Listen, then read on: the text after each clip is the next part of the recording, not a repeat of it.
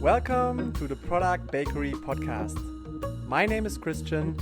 I'm Alex, and together we present you the ingredients to build the right products.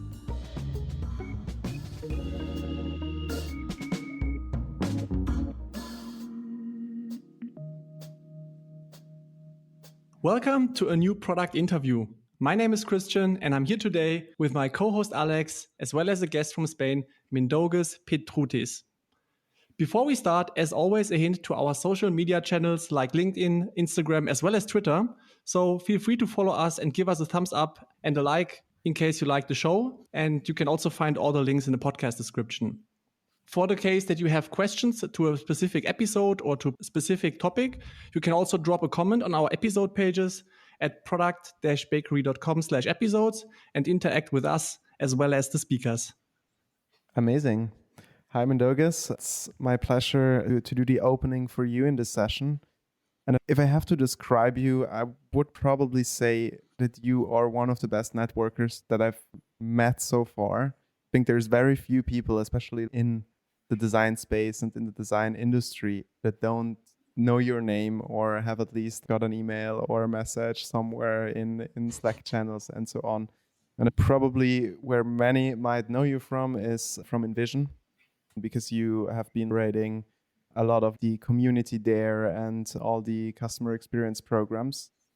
But before that, you actually also made quite a journey. You were working in recruiting, you were working for some years like on Canary Islands in the sun. Now you're back to Spain. The recent thing that you made was like launching a design fellowship, which is called OneDeck. Maybe you just explain us a little bit like how you ended up doing this and how someone who started out as a sales decides to found a design fellowship. Yeah, we're going to need to go back a little bit. This was definitely not a straightforward journey. So let's say, I spent about 8 or 9 years in the Canary Islands, living there. The only trade is hospitality, right? It's a holiday island. And I ended up working in bars at first, then restaurants, and just fell in love with, I guess, the service industry, which I didn't expect to do, and started after a while having these ideas of opening my own restaurant. And I had a little experiment, I guess, an MVP of a restaurant where I was able to test out some ideas, where I rented out a kitchen from somebody and hired a chef, created a menu. Didn't last very long, but it confirmed that I was maybe onto something and I was maybe good at this. So then the next stage was like, okay, how do I get the money to actually open my own place? And I didn't want to take any investors. The kind of aspiration was like not take any bank loans. And I quickly realized that unlikely that I will make the money to open a restaurant while working in a restaurant. So then I decided maybe I need to go somewhere else where there's some more opportunities, maybe start something. I didn't really have any ideas, but I was thinking maybe I'll start a company. Maybe I'll make some money that way. When you're younger and young and stupid and you have these crazy ideas. But I ended up moving to Dublin, Ireland, just, with this idea of maybe I'll start something here. Ended up going back into sales and recruitment, which I did for a little while in London. I had a short stint of a couple of years in between my time in the Canary Islands. And, while working in recruitment, I was hiring software engineers, kind of project managers, business analysts, and I could never, I like to go deeper to get to know the people and their work, and I could never really connect for some reason. But one day, one of my colleagues who was running the design desk, she asked me to help source a couple of designers. And I just remember looking at the CV and there's a link to a portfolio. And I just remember clicking that and I was just immediately blown away because I guess I'm quite a visual person, but I think what captivated me was I had no idea up to this point that there were these teams of people creating and working on these experiences of products that I knew and was using on a daily basis. So I just immediately fell in love. And then she happened to be leaving not long after that. So I asked to take over the design desk. But I think the key kind of thing of what made me end up The reason why we're talking today is I quickly realized that in order for me to be effective at my job as a design recruiter, I would need to become a part of the design community in some way. And I had a couple of funny incidents at the time where I ended up turning those to my advantage and helped me connect with the design community in an authentic way. And it just ended up leading me on this weird path to the point where we're, talking right now. That's awesome. I think spending a lot of years in the design community and probably also as a little background or also motivation to create a design fellowship, I guess you've seen probably more than anyone when it comes to challenges that designers also might face. And I remember we also met at a dinner for the Design Leadership Forum, and there's always a lot of discussions of design leaders and the issues they might have. So what would you say are the biggest challenges in general in the design space? So I think what I've noticed, and I think it's a pretty obvious one, but the fact that design technically is still quite a young industry, design that we know today, right? And the design work that you guys do. And what that means is that the leaders right now who have been doing it for 10 or 15 years, they had no one before them, right? There wasn't a generation before them who where you could borrow the processes and the frameworks and the thinking and how to hire people and how to, communicate with your CEOs and all of those. So there's this gap, and I think that's where the challenges are coming from. I'm sure that dinner that you're talking about in Munich, I've been to many of those dinners. I've hosted many of those, and the most common comment that you hear from a design leader who's been around for a while is it's a lonely place to be. They often feel they don't have anyone in their organization to lean on, and actually that hasn't really changed. And the interviews I've been doing the last couple of weeks with the people who are applying for the fellowship, it is the younger generation, the newer generation who are coming to this. It's the same thing. One of the most common comments I've heard was like, I'm the only design either lead or design manager or head of design in my company. Sure, there's like someone in product or engineering, but their challenges aren't the same as mine. And we just don't kind of have those conversations where I'm able to resolve some of the things that I'm working through. So yeah, that's like the biggest thing I've noticed. It's design leadership or, just design in general can be quite a lonely place to be. Yeah, and I've been there and I can totally relate to it. But at the same time, I wonder, do you think it's a problem that designers mainly have? Or do you also think like product managers would be there and say, oh my God, or maybe Christian as a product owner and a product manager, you can relate to it a little bit more. Did you also feel lonely in your position? I was actually about to ask a similar question like you, Alex, because I would love to know, is it really a design problem or is it the problem that product itself is not, let's say, appreciated enough at the moment? Yeah, that's an interesting question to think about. A lot of the conversations I've been part of, no matter what the topic might be set, say if we're hosting one of these dinners, I've noticed that the conversation often defaults back to this: engineers don't know how to work with us, or we don't know how to work with engineers. And I just wonder if the problem itself are the silos that seem to exist in a lot of organizations, right? Because if someone is feeling like lonely at their job, but yet let's say they're a VP of design, but there's a VP of product or VP of engineering, I often wonder, sure, there are some specific maybe things, right, that are not the same, but in terms of having that peer support, why doesn't that happen, or why doesn't it exist? I don't know. Maybe it's because those silos are put in and exist in these organizations. That's my thinking around it. On the other hand, I'm also asking myself if having a peer is the solution to the problem, right? Because at some point it's nice to have someone, but I also see a leader in the responsibility to break through the silos and making the step towards the people you believe who are eventually not willing to collaborate with you, or where you realize that collaborating can be improved? Yeah, that's a good point. And actually, before launching the fellowship, I did quite a lot of research with the design community and asked if this type of program existed, like what's currently missing in terms of like skills or topics that you want to dive deeper on. And collaboration was like in the top 3, even though you look kind of online and the articles that are the content that's being posted out there, it's all about collaboration. And that just makes me wonder, like, what's happening? Why we all seem to be talking about it, but yet the problem still persists. So yeah, that's the questions that I've been thinking about a lot, and I guess that's why the fellowship exists, and we're going to be diving deeper into those kind of discussions. Nice. Yeah, we started a little bit like from the same point when we launched this podcast, when we talked about this. There are these silos in place, and I think what I've seen also in the past is that in theory, the goals and also the things that we do in our day-to-day jobs are not too different from each other, but still everyone feels separated.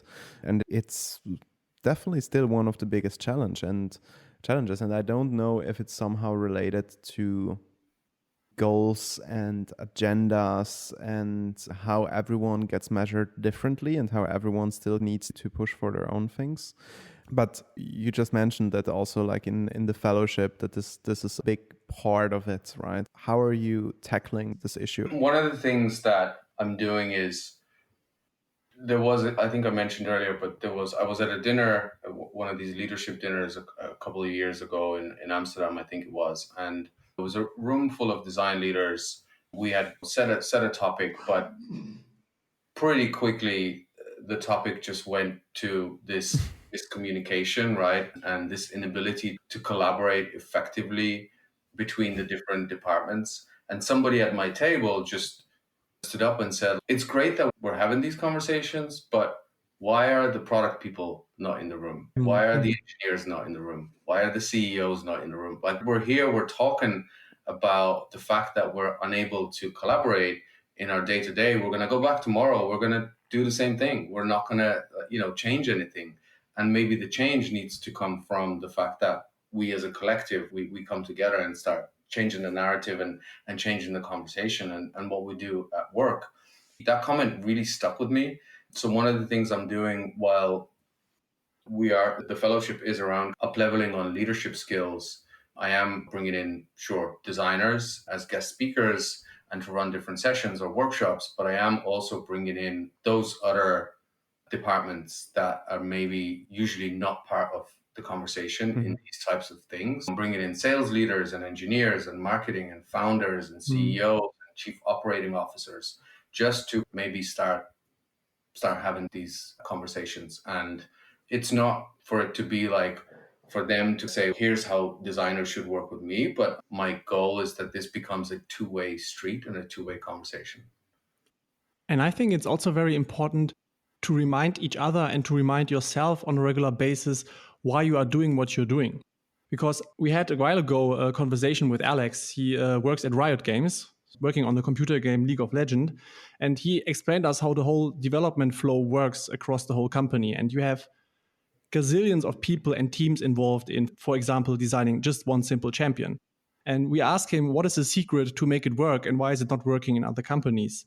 And he explained it in a very nice sentence that I will never forget, because he said, we all use the product, we all believe in the product, and we're all pulling into the same direction. And I think this is also something that I see very often, that, as Alex already mentioned, that there are sometimes maybe agendas, special interests that are higher above the goal than working towards the product goal or the company vision. We mentioned also a couple of times now the fellowship. So for the people who don't know you, maybe you can explain a little bit what you are doing exactly and what it's about.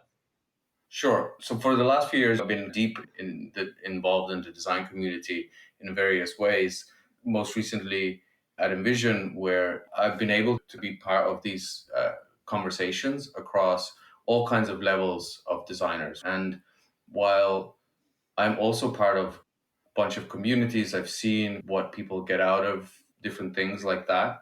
One thing that I've been thinking about for a couple of years was this idea that even I've been to a lot of events and conferences, and you often may feel like you want to follow a specific track, right? Maybe you're coming in with some specific goals to a conference or an event, but often the sessions, the workshops, they clash with each other and you're not able to follow that specific track. So I had this idea of what would it look like if you were to break up what it means to, say, be a design manager or a design leader. What are the skills involved? And what if you took 100 people who all wanted to up level on those things and you took them through this specific track, but all together? They didn't have to choose anything. They all went through this together. And originally I thought maybe in a couple of days, but when I discovered On Deck a few months ago, they've been running the founders program for a couple of years and very successfully. And I don't think they were looking for someone to launch design specifically, but I just applied and I said, hey, I've been thinking about this for a couple of years. I think there's a need for it. What do you think? And we ended up reaching out. So the design fellowship is essentially, I'm bringing together about 100 or 120 designers who all have some specific goals. You're either already a design manager or like a head of design and maybe feeling you want to be better at what you do, or you're a kind of senior lead or principal level designer who's thinking about what's next for me, right? How do I break into that design management role or the leadership role, and what's involved, instead of just ending up in that promotion meeting where we get all excited because it's a better title, it's a little bit more money, but you don't really know what you're signing up for. Funny enough, as I was working on my narrative for the program, who's it for and what we're going to try and accomplish here, I ordered a book from Julie Zhou, who was the VP of design at Facebook before, and she wrote about how she became a design manager. And it was literally that moment where it was a promotion meeting. She got all excited and got herself once, and then the reality set in. That is, you all of a sudden are doing a million new things that you've never done before. Nobody trained you how to do. And you're also now responsible for somebody else's career, not just your own. Creating a space where people can explore and learn like what it all means. And that will help them prepare, be more confident in going for that meeting, right? That promotion. That was the goal and the idea for it. Got it. Yeah, it's so true. I talked myself into the position back in the days at SumUp, where it was like, oh yeah, we need leadership. I can do it. But obviously, like, I had no real clue. The most that I did before was like working with some interns, and suddenly I had a team, and then we acquired a company and the team was even bigger. And I think even beyond not being trained as a manager and not like really knowing what to do, I think there is also this big, let's say, gap of expectations, what you as a design leader should do, like from the company. So you at one point have to manage down like your direct reports, and at the same time you also have to do a lot of the advocating and explaining how does the design team work, how do designers work, what's the mindset of designers, and so on. And I think, yeah, it's definitely a bumpy road if you just jump into that cold water. You have to go through it. That's also why I'm such a big fan of this fellowship, right? Because we all were at some point thrown into the cold water, as we say in Germany, but we never had, or at least I never had, someone to talk to on the same level outside of my organization. And bringing people together from the different sorts of companies and industries and areas helps so much to exchange and also realize, hey, as tough as the situation might be, I'm not alone. Everyone goes through this. Becoming a leader is never easy, and there's never the right time, in my opinion. I'm happy to hear your thoughts. No, 100%. And I think as well that, like, interestingly, there was a few big reasons why I wanted this to exist. And that was because we often hear about just two tracks in design, IC, or the other option is going into management or leadership, individual contributor. So you work all the way up to like a lead designer, but there's other options. And I wanted to create a space where people can also explore what that means. One of the big ones that quite a few people are applying and they're looking to explore is, sure, they want to up level on some of these leadership skills. And those skills, I call them leadership skills. I haven't found a better word for it because maybe soft skills, but I don't know if I like that name either. But things like strategic thinking, understanding business, communication, they're going to serve you regardless of what path you choose. But the paths that kind of exist and people want to explore is staff designer is one that is, I think, exists in some companies, but no one really know what it means. There's also, my title is currently staff designer. Oh, really? Believe me, trying like even just within the company to establish what staff designer means. And it's crazy because some non-designers or outside industry people, especially in Europe, because I think it's a very American term where in Silicon Valley you would find it a lot. I had people who were like, oh, so, but what is staff? Is it like some sort of like intern, or you design stuff for the staff, like the slides or something like that? It's there's a lot of you're working education. For the chief of staff. Yeah, it's confusing. And so, it was, let's explore. And maybe if that's the route you want to go, we might be able to equip you to have those better conversations internally and sell or communicate or explain that position. And founding designers at like high growth companies, right? There's people, one of the speakers that's joining us, he's been doing that successfully and repeatedly. Like he loves that way of being a designer, where he joins these early companies as the first designer. So sure, there's a lot of IC work at the beginning, but also he's experienced enough to start setting up the processes, the culture for the designers that are going to be eventually hired into the company so they can thrive and be successful. And once he's established that, he moves on to the next company and does it all over again. So, and people are talking about this more and are interested in what does it mean and what does it take? What kind of skills do I need to have to be able to do that? And then there's designers becoming founders, right? We all talk about the Airbnb story, whatever, but there's a lot more of them out there. And what does it mean? Like, how does your mindset need to shift to be able to do that? Again, as well as up-leveling on these leadership skills, if you want to call them. And there's another kind of group of designers that want to come in and explore these other options. Mm-hmm. So you bring together like people who are successful and established in the market and can share a lot of like experience, and people who aspire to get there. Yeah, so the typical levels that are joining the program are senior lead, principal, and then already existing design managers, a few heads of design, and I have a few design directors as well who've been applying, who are feeling like they don't know everything. That's the kind of the beauty of it, is being able to admit to yourself like that. I might be a director of design, but I don't really know everything. And I want to come into this and learn from others and just benchmark myself nearly. A few people have specifically have said that I want to benchmark myself against others and the industry. And am I doing a good enough job, or should I learn a few more things? That's the makeup of the group, where there's enough experience between everybody that they can share between each other. And obviously we're bringing in folks from the outside who have been doing it for a while.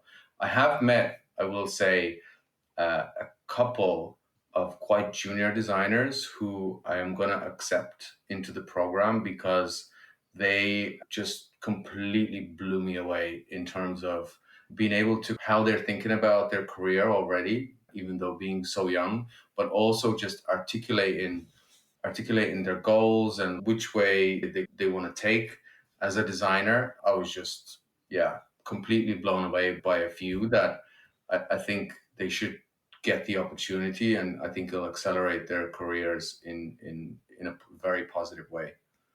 When we look at all the people you are talking to, it seems like that there is a big, strong community behind it. I was just curious, when you just started introducing yourself, did you manage to gather and gain your networking experiences from working in hospitality? Somebody asked me this question a couple of weeks ago, a colleague, and she asked me something like, when's your earliest memory of connecting people? And I really had to think about this. And it was, I think that came from moving to different places from a very young age on my own and landing in a spot, not knowing anybody, and having to quickly get set up. And that usually means, or at least how I did it, was just building relationships quickly with a lot of people. But one of the things I've always done is I'm quite introverted, and I don't like small talk. So where people get to know each other that way, my way would be to quickly provide you with some value. And usually I would do that by listening to a problem you might be having. And even kind of many years ago, I would hear somebody say, "Oh, I have a challenge with this." I would quickly be, "I know somebody that can help you with that. Do you want me to introduce you?" So I was doing that for years and years. And I started thinking like, can that be a job? Can I get paid somehow doing this? Because I do it all the time and I really enjoy it. Yeah.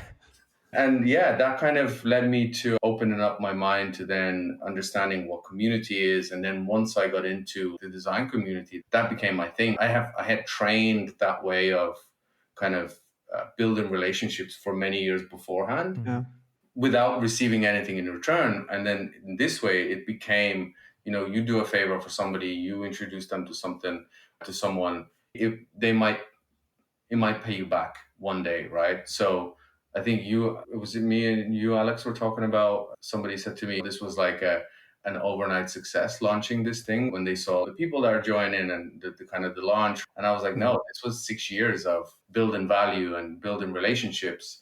And then I guess you could call it, I started cashing it in, where you built up some great friends. And when you said at the beginning, I barely had much context that I was giving people. I just said, "Hey, I'm doing this thing. Are you in?" And people were like, "Yeah, sure. What do you need?" Let's dig a little bit deeper into that, because we just recently have had a couple of discussions regarding community building and the importance of communities for companies. So although these two things can be looked at separate, I would like to know how you approach this whole community building topic to, for example, launch such a program as you did. Yeah, I think community is such a hot word right now. It's so, I think the remote, Even more. But not that negative. I really noticed the pandemic, I think, accelerating the need for communities and people needing, right, those connections or craving those connections. What's really interesting is when I first feel like I truly started doing communities probably about 6 years ago.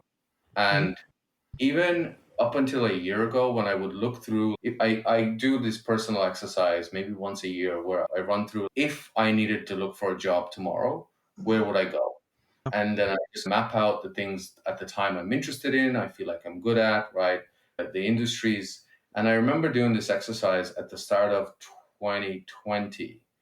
And honestly, with it being I want to stay remote, I had 4 options. And then once the pandemic kicked in, I would say like June or July, there was an explosion in conversation about the importance of community. All of a sudden, everybody started hiring community people, and I was like, where was this 6 months ago when I was thinking through it? There was nothing, right? There's now even chief community officers at companies, which is like a very new term. So I think, sure, having a community for a company can be extremely valuable and important. But I always say you need to first answer why you're thinking about building one and what's the value exchange. Because I think people are it's the same with the remote work. I'm not afraid in saying this, that when the pandemic hit, all of a sudden people who have never been remotely were remote work experts, and they were writing books and articles. And it's easy, I think, to get lost for people in who knows what they're talking about and who doesn't. I'm seeing that right now with community, where it's just an explosion in conversation and advice. But yeah, I think, what's the value exchange that you're going to create for your members, for your community, and what you might be taking back? Because I think people are just thinking, well, let's create another channel where we can just heavily market some crap that we're trying to sell them. And that's not community, and that's not a community that's going to survive. So that's marketing. yeah, you have to have some good intentions, but also first think, what's the value you're going to be able to deliver them? Like, why will anybody care if you build this or try to build this community? Mm-hmm. One question, if we talk about the communities, would also be, especially as I see a lot of product companies also building communities, where do you see how important is actually the community versus the product itself that the company is building?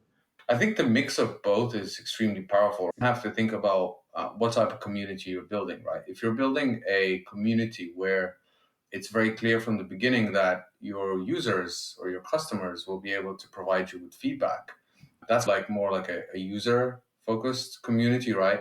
That can be huge.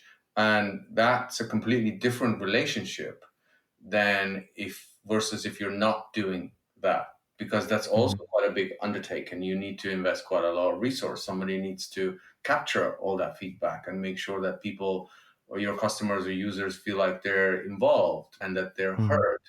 Versus if you build, let's say, you just think, let's gather our potential customers or existing customers together and maybe extract some insights from them that might help us close deals and all those kind of things. That's a completely different type of community. You need to be prepared to deliver them a lot of value without getting much in return, and also not mentioning your product in any way, because people smell sales very quickly, right? If they feel like they've been gathered together and they're going to be sold to, they're not coming back.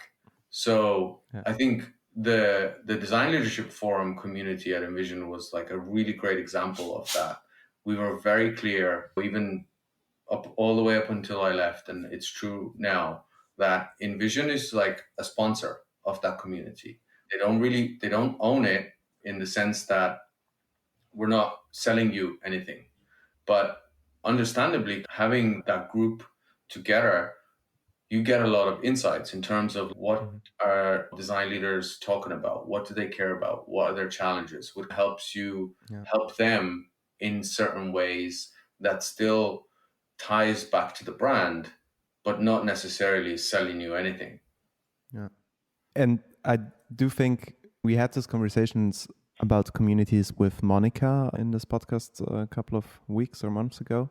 And I think like one theme that I hear or see also of what you just said with what she said is that a community can really be a good way for, let's say, having a user-centric approach, like also to product development, because I think the insights that you gain and the knowledge can help you prioritize features, can help you so on. But yeah, I guess it's a little bit around finding the right balance to offer something to the community and then leverage the knowledge that you get out of it. Yeah. I think it goes also hand in hand what Mindaugas said at the beginning, right? Because when you started doing the whole networking, the payoff came much later and you never asked for something in return. And I think the first thing you should do, no matter if it's a user-centric community or a community to gather insights or to bring people together, the first goal should be always to make sure that people get something out of that. So if I'm going to join this community, if I start contributing, what will be my value? To whom can I talk to? And not what do I need to give back? A community member will never ask himself or herself the question, what can I give back in first place? So I think it's very important also for our audience and people who are thinking about building up a community to make the people the key of this community and not your own product and your own interests. Yeah, for sure. And that's a big point and easy to get wrong. And it's something whenever I advise someone, if someone comes to me saying, hey, like we're thinking about building a community, I always say, just take a big pause and answer a few questions first, right? Like kind of what you were talking about. Why will anybody care? What value are they going to get? How are you going to deliver that value? And a bunch of other things. And you need to go through the exercise first to actually answer for yourself. Do you need to build one? Should you build one? Maybe there's some other ways. But yeah, it's a big kind of step to take. Mm. And what would you say makes a community successful? Because obviously there are so many parts that play into it. There is like this aspect of whoever provides the space, whoever is a member, like whoever who wants to share. And to me, it almost sounds like also a little bit of a chicken and egg thing. If I would wanna create a community, how do I get the people in the room? How do I get the people to talk? How do I get to the people? And I think, of course, one side of the thing is 6 years of networking and being in the community, like speaking about your success. But what would you say are the building blocks that make a community successful? Start small. Start with a small group of your kind of early fans and research. I always say do plenty of research at the beginning. I think I used this example somewhere not long ago where if you're going to build a community for lawyers, let's say, go and speak to those lawyers. Ask them where do they hang out and what's important to them. Because what if you just decide to pick Slack as your community space? And what if lawyers work in a highly restricted environment and they cannot access Slack? Just go and do those basic things and then start with a small group of people that are, I'm in, what do you need? Like, I'm excited. Bring them in, bring 20 people in.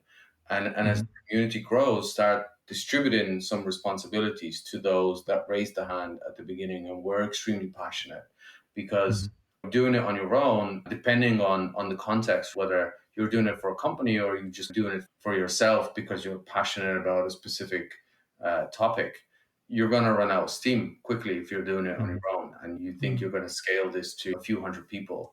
And what makes it successful is that you bring such a passionate group of people together that the community becomes self-sustaining, right? You just need to maybe moderate it, but the conversations and the growth is happening organically, right? The people, you don't need to be prompting them and posting a question or checking in with people. It's happening. People are there because they're excited about something and they want to keep the conversation going themselves and help each other out. Awesome. And speaking about research, you also mentioned that you did research before like going into or starting with one deck. What was the research that you did for one deck, or how did you then decide to start it? I had it in my head for a couple of years that this kind of thing should exist, just from listening to designers and being in the room and hearing those challenges. And once I knew I was getting the job and this was a real thing I was going to build, I then went back out into the community to confirm or deny some of my assumptions that I had that I'd been collecting over the years. Just had to put them down on paper. And I did it in a form of a survey, but then also a ton of one-to-one conversations, like user research interviews, if you will. And then it was just, luckily I had someone in the team who runs the experience who could then dissect and sift through all of that information and pull out some key themes, key trends, where we could define who this was for, who it wasn't for, what was the narrative. And then that helped with having a successful launch. Nice. One final question from my side. With all the conversations that you had and hearing you also talking about research, how much of a designer do you think you are by now after all these years in the design space? Yeah, I'm very much a designer at this point, honestly. Things that wouldn't bother me or I wouldn't care about maybe 6 or 7 years ago. I don't know, like say going into a bathroom in a cafe and how like the tap works. If it's badly designed, I'll start cursing the tap out. And I wouldn't catch myself saying things like this or even noticing a few years ago.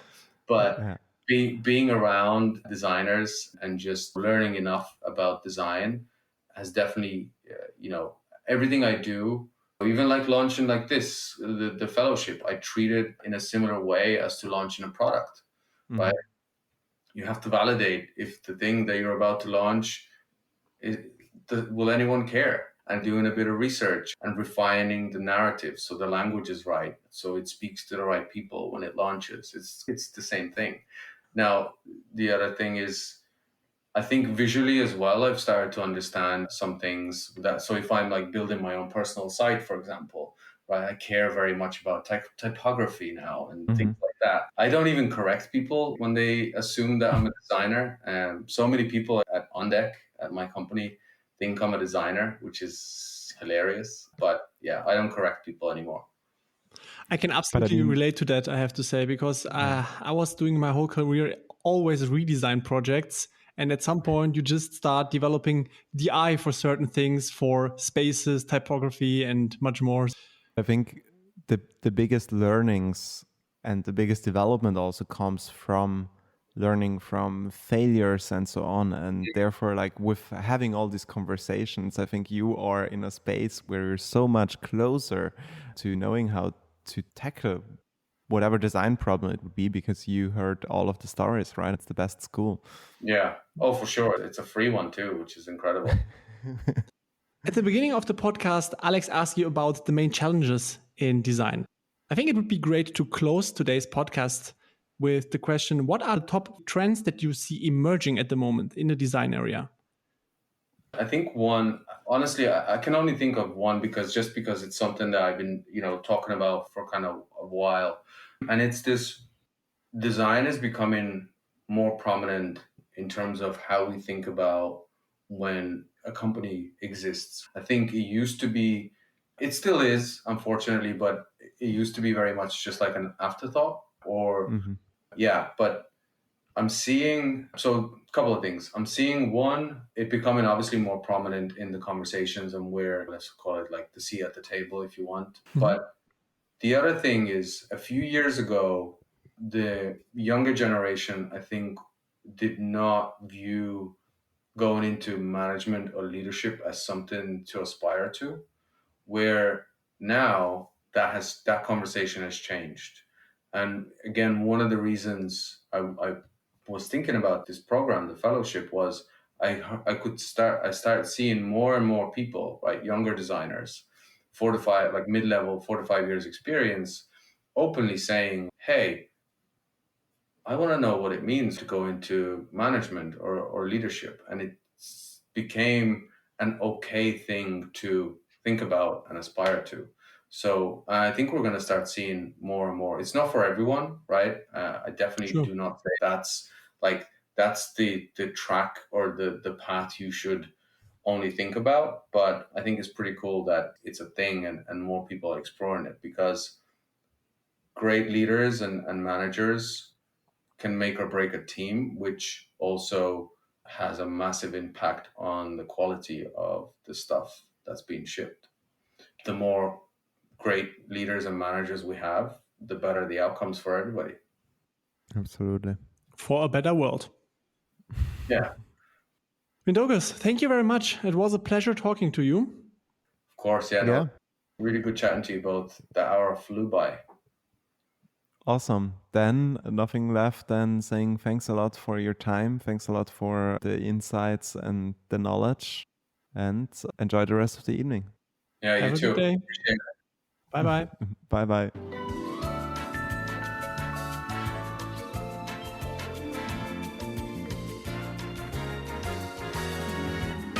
And we came again back to the topic of communities. Alex, one more time, what were your key takeaways today?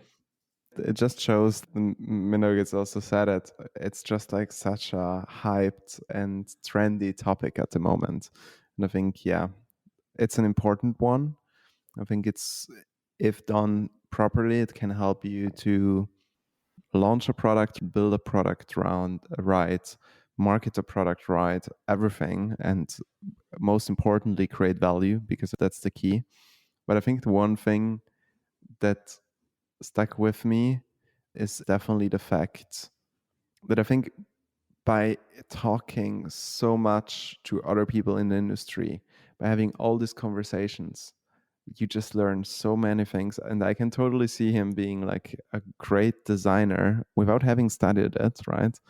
So I think I would generally just say, go out and talk to peers, go out and talk to other people. Is it like in a community? Is it outside of a community? Is it like by doing like offline proper networking. And of course, with Corona, it's a bit harder than it used to be in the past. Is it would be my question. Yeah, I of think course. it's You don't honestly, have any meetups. You cannot like literally, you cannot just go out and meet peers from other companies. but yeah, I mean, you can If not just go on digit. LinkedIn and just click and directly contact whomever you like. Yeah. I mean, for whoever does that, I don't know. I think Yeah. to me, it's usually awkward. I have this barrier of I'm an introvert when it comes to bothering people online that I don't know. Yeah, but I bother always. yeah, I know. That's how you get most of our guests. It's true. But this is exactly the point. I really like it. And I cannot emphasize enough to do really networking. And it's so important and valuable. And my dad always said the only contacts that hurt you are the ones that you don't have.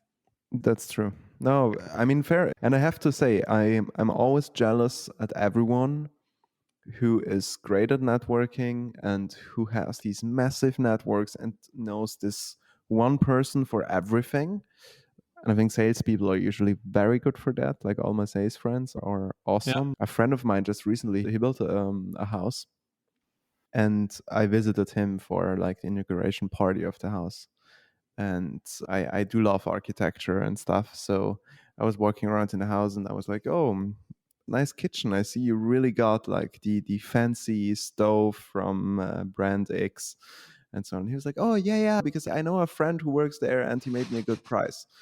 And I was like, oh, that's a pretty damn cool wood floor. And he was like, oh, yeah, it was like from the other friend's company when they built it was left over. So he gave it to me for free. And literally like everything like that. And this simply because he has this massive network. I wouldn't know who to ask for, but also because my brain has holes and I forget everything. Okay, I mean, that's a separate topic, Alex. However, I can absolutely understand what you mean. I know people working in e-commerce and they get literally on every online shop on the planet discounts and stuff for free. But yeah, coming back to our today's conversation, one thing that really stuck with me and that I just want to pick up in our debrief today is the fact that community building is something to share value in the first place. And as much as it's hyped right now, I just want to emphasize again to not underestimate that you do this for other people and not for people to do something for you in the first place. It is a side effect. It's a positive side effect. It's a payoff that you get at some point. However, you should focus on helping people and delivering value. And, you know, a sales guy once told me, Christian, for every contact that you refer and for every connection that you made, you will get 2 back. So you should be open to helping people and to make sure that you connect them rather than expecting to get something back or to get sales or, I don't know, feedback on your product, etc. So that was something that I just wanted to share one more time because I see many people trying to push it with the result that they're just horribly failing because people smell that very fast when you try to just sell them something. Yeah, I couldn't agree more. Cool. Another episode is on the tape. Can't wait to start talking to our next guests. Absolutely. There is a lot of cool stuff coming. So keep your eyes and ears peeled. Not sure if I can say that even, but this time. Awesome. And final reminder, we love everyone who's listening to this podcast. So feel free to share the love, drop us a line, let us know what you think, share your feedback, and we would appreciate every single share or word of mouth that you pass on to grow also our listeners community, despite we are not an official community. All right. Thank you very much and have a good night, Alex. Bye-bye.